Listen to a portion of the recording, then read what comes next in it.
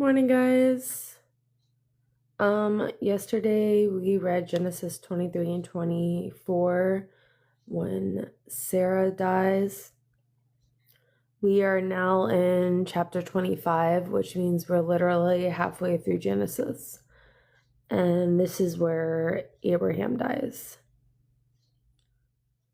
Abraham dies. Abraham had taken another wife, whose name was Keturah. She bore him Zimran, Jokshan, Medan, Median, Ishbak, and Shua. Joshkan was the father of Sheba and Dedan, and descendants of Dedan were the Asherites, the Letushites, and the Lumites.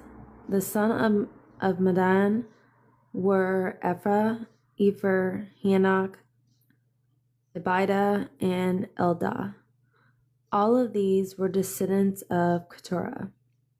Abraham left everything he owned to Isaac, but while he was still living, he gave gifts to the son of his concubines and sent them away from his son Isaac to the land of the east. Abraham lived 175 years old. When Abraham breathed his last and died at good old age, an old man and full of years, he was gathered to his people. His son Isaac and the Ishmael buried him in the cave of Machpelah near Mamre, in the field of Ephron, and son of Zohar the Hittite. The field Abraham had bought from the Hittites. There Abraham was buried with his wife Sarah, and after Abraham's death, God blessed his son Isaac, who then lived near Beer La Roy. Ishmael's sons. This is the account of the family line of Abraham's sons Ishmael, whom Sarah's slave Hagar, an Egyptian, bore Abraham. These are the names of the son of Ishmael, listed in the order of their birth. Nebath, the firstborn of Ishmael, Kedar, Adbeel, and Mibsam, Mishma, Duma, and Massa, Hadad, Tema, Jetur, Nephish, and Kedema. These were the sons of Ishmael, and these are the name of the 12 tribal rulers, according to their settlements and camps. Ishmael lived 137 years. He breathed his last and died. He was gathered to his people. His descendants settled in the area of Havilah to Shur, near the eastern border of Egypt, as you go towards Ashur, and they lived in hostility towards all the tribes related to them. The story of Isaac. Isaac inherited everything from his father, including God's promise to make his descendants into a great nation. As a boy, Isaac did not resist as his father prepared to sacrifice him, and as a man, he gladly accepted the wife that others chose for him. Through Isaac, we learn how to let God guide our life and place his will ahead of our own.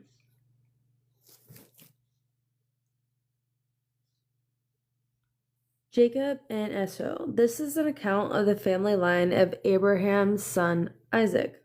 Abraham became the father of Isaac, and Isaac was 40 years old when he married Rebekah, daughter of Bethuel and Arman in Paddan Aram, and sister of Laban, the Aramean. Isaac prayed to the Lord on behalf of his wife because she was childless. The Lord answered his prayer, and wife Rebekah became pregnant. The babies jostled each other within her, and she said, "Why is this happening to me?" So she went to inquire to the Lord, and the Lord said to her, "Two nations are in your womb. Two people from with you will be separated. One people will be stronger than the other, and the older will serve the younger." When the time came for her to give birth, there were twin boys in her womb. The first came out was red, and his whole body was like a hairy garment. So they named him Esau. After this, his brother came out with his hand grasping Esau's heel. So he was named Jacob. Isaac was 60 years old when Rebekah gave birth to them. The boys grew, and Esau became a skillful hunter, a man of open country, while Jacob was content to stay home among the tents. Isaac, who had a taste for wild game, loved Esau, but Rebekah loved Jacob. Once Jacob was cooking some stew, Esau came into from the open country famished. He said to Jacob, "Quick, let me have some red stew. I'm famished." That is why he was also called Edom. Jacob replied, "First, sell me your birthright." "Look, I am about to die," Esau said. "What good is a birthright to me?" But Jacob said, "Swear to me first." He swore an oath to him, selling his birthright to Jacob. Then Jacob gave Esau some bread and some lentil stew. He ate and drank and got up and left. So Esau despised his birthright.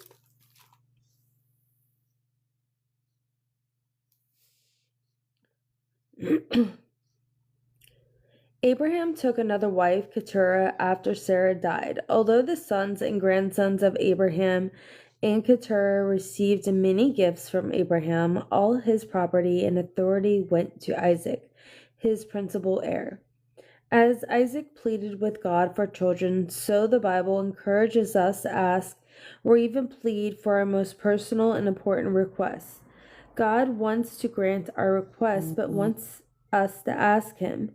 Even then, as Isaac learned, God may decide to withhold His answer for a while in order to deepen our insights into what we really need, broaden our appreciation for His answers, or allow us to mature so we can use His gift more wisely. For His answers, or allow us to mature so we can use His gift more wisely. In 2531, in 2531, a birthright was a special honor given to the firstborn. It included a double portion of the family's inheritance, along with the honor of one day to the firstborn. It included a double portion of the family's inheritance, along with the honor of one day becoming the family's leader. The oldest son could sell his birthright or give it away if he chose, but in doing so, he would lose both material goods and his leadership position. By trading his birthright, Esau showed complete disregard for the spiritual blessing that would have come his way if he kept it. In effect, Esau despised his birthright. 25:34. 25, 32, and 33. Esau traded the lasting benefits of his birthright for immediate pleasure of food. He acted on impulse, satisfying his immediate desires without pausing to consider the long-range consequences of what he was about to do. We can fall into the same trap, and when we see something we want, our first impulse is to get it. At first, we feel intensely satisfied and sometimes even powerful because we have obtained what we set out to get. But immediate pleasure often loses sight of the future. We can avoid making Esau's mistake by comparing the short-term satisfaction with the long-range consequences before we act.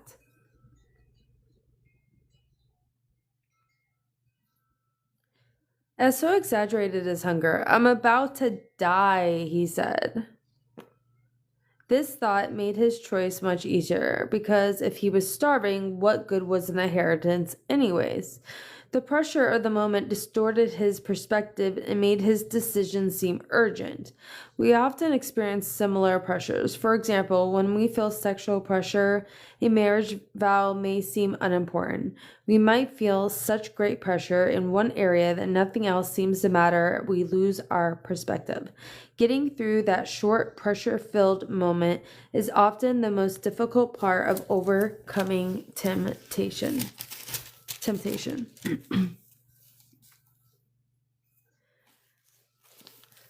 Chapter 26. Isaac and Abimelech. Now there was famine in the land beside the previous famine in Abraham's time, and Isaac went to Abimelech, king of the Philistines, in Gerar. The Lord The Lord appeared to Isaac and said, "Do not go down to Egypt. Live in a land where I tell you to live. Stay in this land for a while, and I will be with you and will bless you. For you and your descendants, I will give all the lands and will confirm the oath I swore to your father Abraham. I will make your descendants as numerous as the stars in the sky and will give them all the lands through your offspring. All nations on earth will be blessed because Abraham obeyed me and did everything I required of him, keeping my commands, my decrees, and my instructions." So Isaac stayed in Gerar.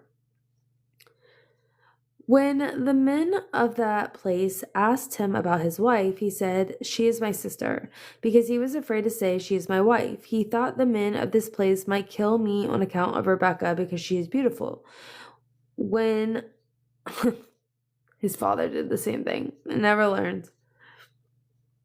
When Isaac had been there a long time, Abimelech, king of Philistine, looked down from the window and saw Isaac caressing his wife Rebekah. So Abimelech summoned Isaac and said, "She is really your wife. Why did you say she is my sister?" Isaac answered him, "Because I thought I might lose my life on account of her." Then Abimelech said, "What is this you have done to us? One of the men might well have slept with your wife, and you would have brought guilt upon us." So Abimelech gave orders to all the people, "Anyone who harms this man or his wife shall surely be put to death." Isaac planted crops in that land, and in the same year reaped 100-fold, because the Lord blessed him. The man became rich, and his wealth continued to grow until he became very wealthy. He had so many flocks and herds and servants, and the Philistines envied him. So all the wells and his father's servants had dug in the time of his father Abraham, the Philistines stopped by, filling them with earth. Then Abimelech said to Isaac, "Move away from us. You become too powerful for us." So Isaac moved away from there and encamped the valley of Gerar, where he settled. Isaac reopened the wells that he had dug in the time of his father Abraham, which the Philistines had stopped up after Abraham died, and he gave them the names his father had given them. Isaac's servants dug in the valley and discovered a well of fresh water there. But the herders of Gerar quarreled with those of Isaac and said, "The water is ours." So he named the well Esek, because they disputed with him. And then he dug another well, but they quarreled over that one also, so he named it Sitnah. He moved on from there and dug another well. No one quarreled over it. He named it Rehoboth, saying, "Now the Lord has given us room, and we will flourish in the land." From there he went to Beersheba. That night the Lord appeared to him and said, "I am the God of your father Abraham. Do not be afraid, for I am with you. I will bless you, and I will increase the numbers of your descendants for the sake of my servant Abraham." Isaac built an altar there and called on the name of the Lord. There he pitched his tent, and there his servants dug a well.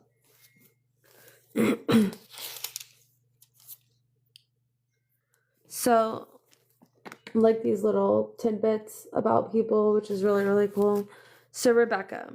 Some people are initiators. They help get the ball rolling. Rebekah would easily stand out in this group. Her life was characterized by initiative.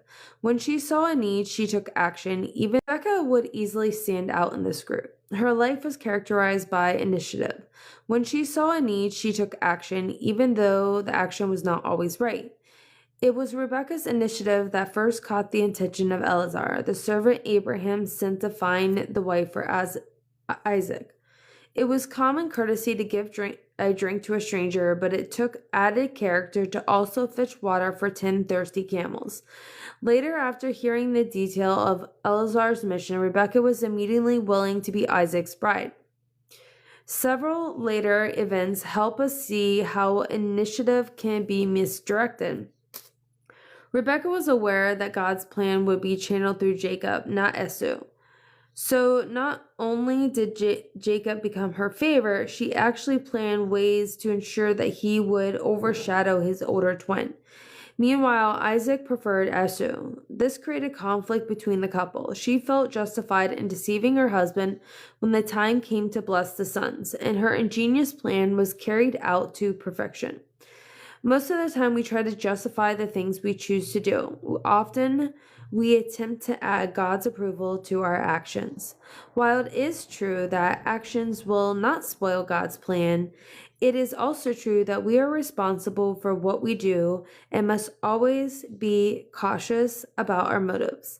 When thinking about a course of action, are you simply seeking God's stamp of approval or something you've already decided to do?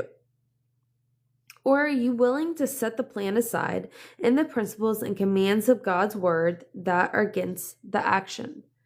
Initiative and action are admirable and right when they are controlled by God's wisdom.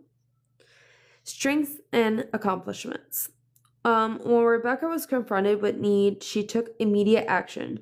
She was accomplish oriented. Her initiative was not always balanced by wisdom. This is her weaknesses and mistakes.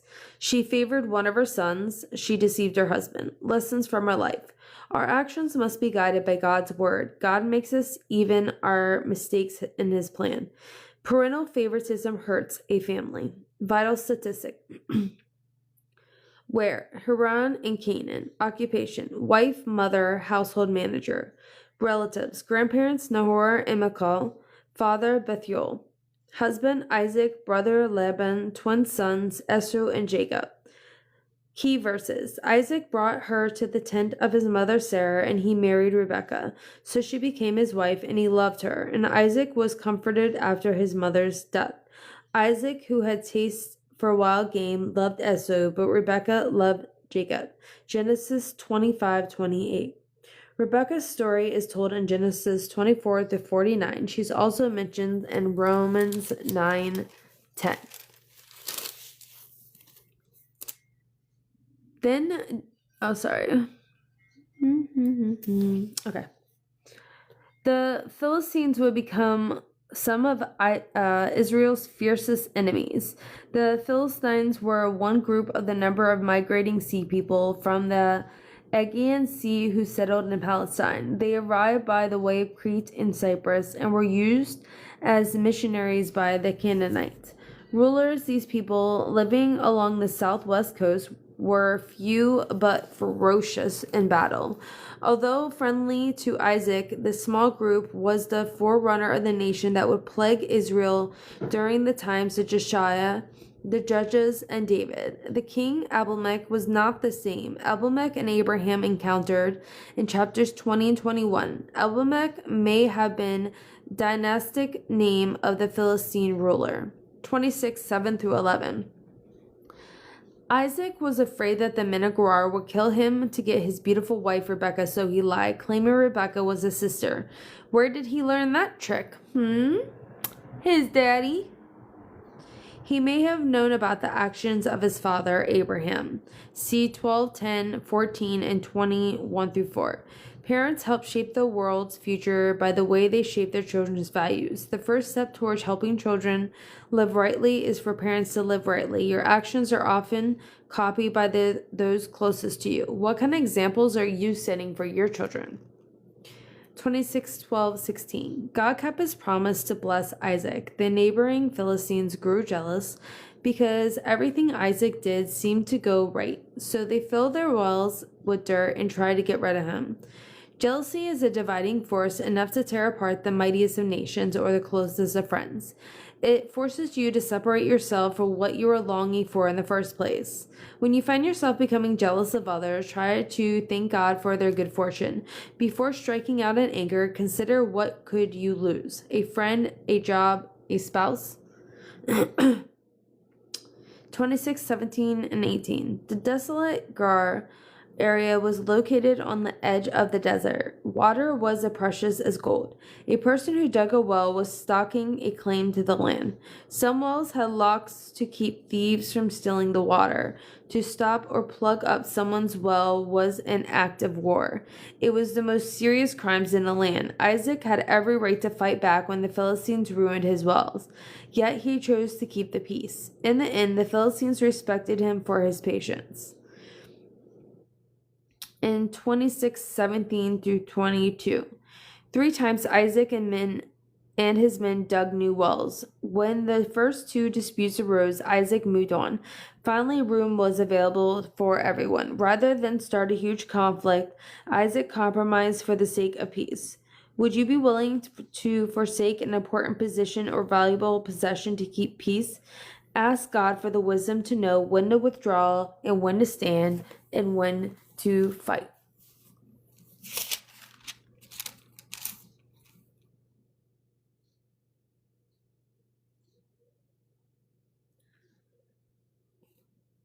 Meanwhile, Abimelech had come to him from Gerar and is also his personal advisor, and Phicol, the commander of the forces. Isaac asked them, "Why have you come to me since you were hostile towards me and sent me away?" They answered, "We saw clearly that the Lord was with you, so we said, there ought to be a sworn agreement between us and you. Let us make a treaty with you that will do us no harm, just as we did not harm you, but always treated you well and sent away peacefully. And now you are blessed by the Lord." Isaac then made a feast for them and ate and drank. Early the next morning, the men swore an oath to each other. Then Isaac sent them on their way, and they went away peacefully. That day, Isaac's servants came up and told him about the well that they had dug. They said, "We have found water. We call it Sheba, and to this day the name of the town has been Beersheba." 3. On chapter 27, Jacob gets Isaac's blessing. When Esau was 40 years old, he married Judith's daughter of Beeri and Hittite, and also Basemath, daughter of Elon and Hittite. They were a source of grief to Isaac and Rebekah. When Isaac was old and his eyes were so weak that he could no longer see, he called for Esau, his older son, and said to him, "My son." "Here I am," he answered. Isaac said, "I am now an old man and don't know the day of my death. Now then, get your equipment, your quiver and bow. Go out to the open country to hunt some wild game for me. Prepare me the kind of tasty food I like and bring it to me to eat so that I may give you the blessings before I die." Now Rebekah was listening, but Isaac spoke to his son Esau. When Esau left for the open country to hunt the game and bring it back, Rebekah said to her son Jacob, "Look, I overheard your father say to your brother Esau, 'Bring me some game and prepare some tasty food to eat, so that I may give you the blessings in the presence of the Lord before I die.' Now, my son, listen carefully and do what I tell you. Go out to the flock and bring me 2 choice young goats, so I can prepare some tasty food for your father just the way he likes it. And when you take it to your father to eat, so that he may give you his blessing before he dies." Jacob said to Rebekah's mother, "But my brother Ishmael is a hairy man, while I have smooth skin. What if my father touches me? It would appear to be tricking him, would bring down a curse upon myself rather than a blessing." His mother said to him, "My son, let the curse fall on me.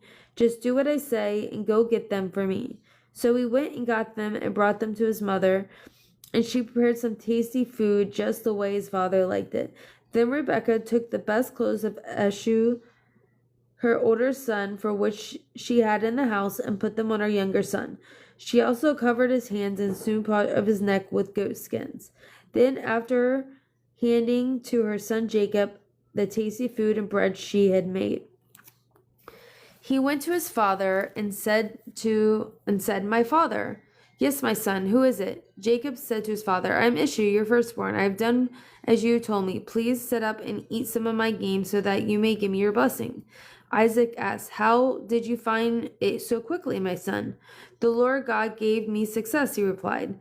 Then Isaac said to Jacob, "Come near so I can touch you, my son, to know whether you are really my son Esau or not." Jacob went down to his father Isaac, who touched him and said, "The voice is the voice of Jacob, but the hands are the hands of Esau." He did not recognize him for his hands.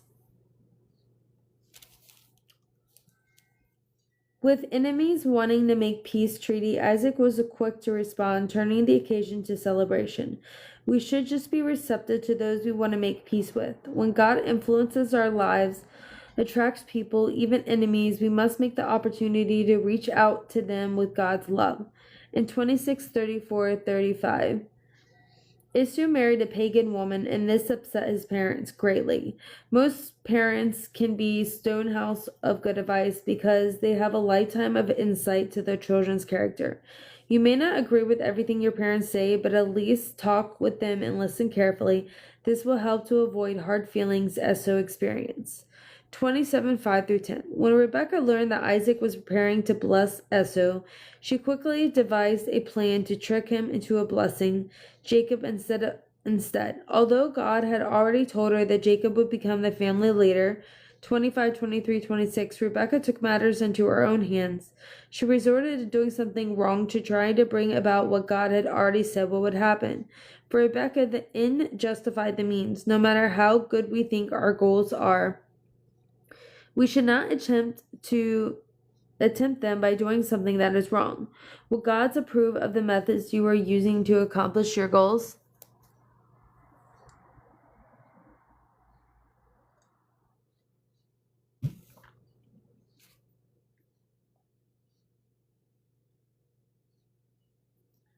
In 27, 11, 12, how we react to a moral dilemma often exposes our real motives.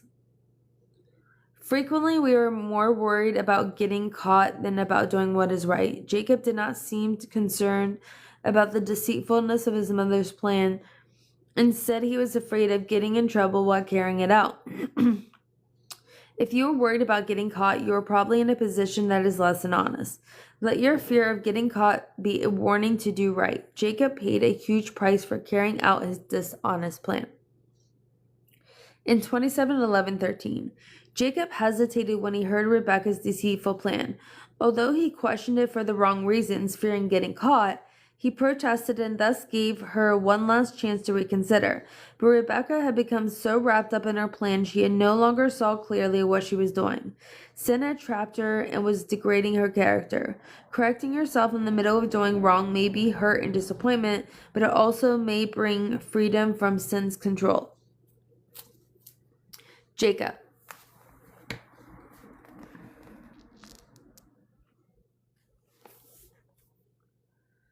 Abraham, Isaac, and Jacob are among the significant people of the Old Testament. It is important to realize that this significance is not based upon personal characters, but upon the character of God.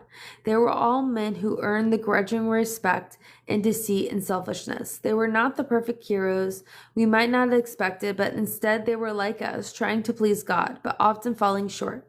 Jacob was the third link in God's plan to start a nation about Abraham. The success of the plan was more often in spite of than because of Jacob's life. Before Jacob was born, God promised that his plans would be worked out through Jacob and not his twin brother Esau. Although Jacob's methods were not always respectable, his skills and determination and patience have to be admired. As we follow him from the birth to death, we're able to see God's work. Jacob's life had 4 stages, each marked by a personal encounter with God. In the first stage, Jacob lived up to his name, which means he grasped the heel. Figuratively, he deceives. He grabbed Esau's heel at birth. By the time he fled from the home, he had also grabbed his brother's birthright and blessing. During his flight, God first appeared to him. Not only did God confirm to Jacob his blessing, but he awakened in Jacob a personal knowledge of himself. In the second stage, Jacob experienced life from the other side, being manipulative and deceived by Laban. But there is a curious change. And Jacob of the stage would simply have left Laban, whereas the Jacob of stage 2, after deciding to leave, waited 6 years for God's permission. In the third stage, Jacob was a new role as grabber. This time by the Jordan River, he grabbed onto God and wouldn't let go. He realized his dependence on the God who continued to bless him. His relationship with God became essential to his life, and his name had changed to Israel. His struggles with God, Jacob's last stage of life, was to be grabbed. God achieved a firm hold on him in responding to Joseph's invitation to come to Egypt. Jacob was clearly unwilling to make a move without God's approval. Can you think of a time when God has made himself known to you? Do you allow yourself to meet him as you study his word? What difference have these experiences made in your life? Are you more like the young Jacob forcing God to track you down in a desert of your own plans and mistakes? Or are you more like the Jacob who placed his desires and plans before God for his approval before taking any action? Strength and accomplishments. Jacob was the father of 12 tribes of Israel, third of Abraham line of the God's plan, determined, willing to work long and hard for what he wanted. Good businessman. Weaknesses and mistakes. Jacob, when faced with conflict, relied on his own resources rather than going to God for help. He tended to accumulate wealth for his own sake. Lessons from his life. Security does not lie in accumulation of goods. All human attentions and actions for good or evil are woven by God into his ongoing plan. Vital statistic. Where? Canaan. Occupation: shepherd, livestock owner. Relatives: parents, Isaac and Rebekah. Brother: Esau. Father-in-law: Laban. Wives: Rachel and Leah. And 12 sons and 1 daughter are mentioned in the Bible. Key verse: I am with you and will watch over you wherever you go, and I will bring you back to this land. I will not leave until you have done what I have promised you. Genesis 28:15. Jacob's story is told in Genesis 25 to 50. Is also mentioned in Hosea 12:2 through 5, Matthews 1:2, 22 and 32, Acts 3:13, 7:46, Romans 9:11, Matthews 1:2, 22 and 32, Acts 3:13, 7:46, Romans 9:11 through 13, 11:26, and Hebrews 11:9, 20 and 21. Whoa.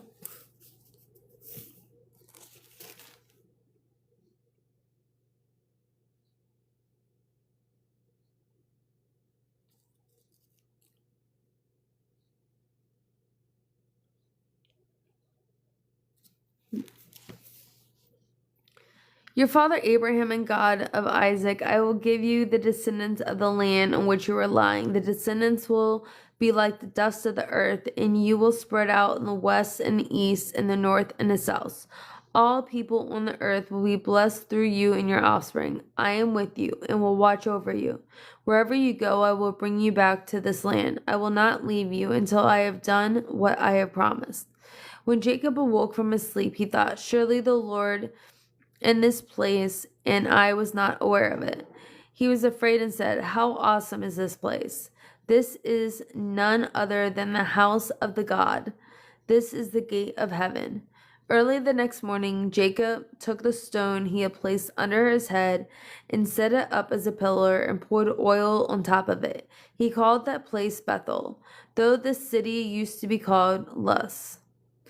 Then Jacob made a vow, saying, if God will be with me and will watch over me on this journey I am taking, and will give me food to eat and clothes to wear, so that I may return safely to my father's household, then the Lord will be my God, and this stone that I have set up as a pillar will be God's house. And all that you give me, I will give you a tenth. So that's where that came from.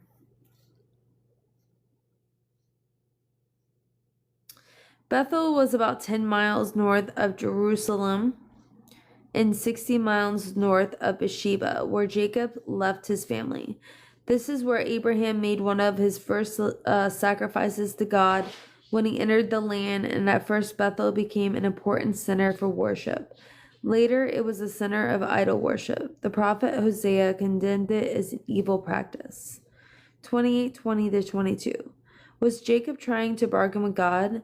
It is possible that he, in his ignorance of how to worship and serve God, treated God like a servant who would perform a service for a tip. More likely, Jacob was not bargaining, but pledging his future to God. He may have been saying, in effect, because you have blessed me, I will follow you. Whether Jacob was bargaining or pledging, God blessed him. But God also had some difficult lessons for Jacob to learn. All right, so we started in 25 and we're ending in 28. So the next time we come, we will start in Genesis 29. Thank you for staying for the Bible study. Have a good day, guys. Bye.